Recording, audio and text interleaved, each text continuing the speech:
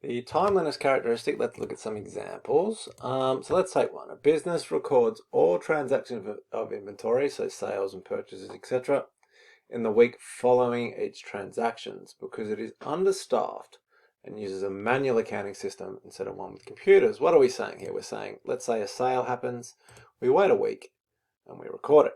We buy some inventory, we wait a week and we record it. This is not timely. I know a week doesn't seem like a long time, but in business, that's way too long.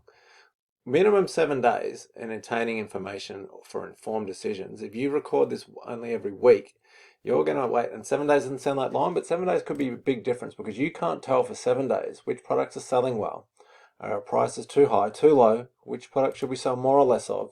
Are suppliers' prices competitive? How much inventory do we have? And so on. So this is too long. We should be recording things instantaneously so we have real-time information and that's timely. We can make good decisions with that. This one's a little bit complicated, but we'll say, all right, this business does record its transactions instantaneously with a computerized system, but its reporting period is 12 months long. What are we saying? Well, there's 4 stages to accounting. There's a transactions happen stage. We record them. At the end of the period, we prepare our reports, and then we can analyze them and make good decisions. With this example, we're saying these 2 stages here are instantaneous. Customer buys something, scan the barcode, and it records. The problem here is these 2 stages here, preparing the reports and analyzing them, that's only happening once a year. That is not timely. This bit here is timely, but this bit isn't. I mean, you can have 12-month reporting periods. It's not illegal, right? But it just doesn't help you it's not providing timely information. Why? Because when problems occur throughout the period, which if it's 12 months, you can't fix them until the end of the period.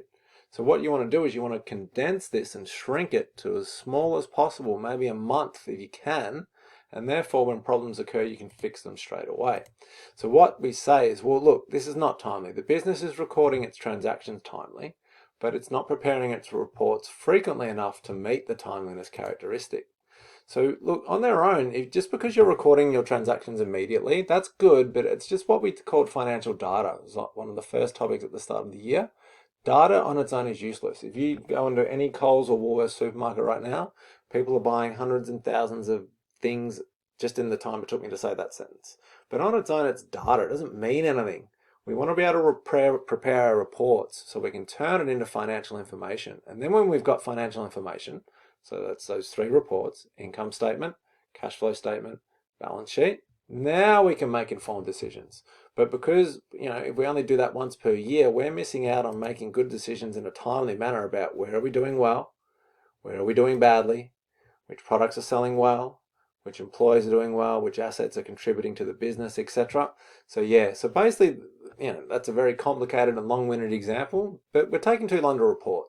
We want to report every month or as close to that as possible, and that way we'll have the answers to these questions when we need them in a timely manner.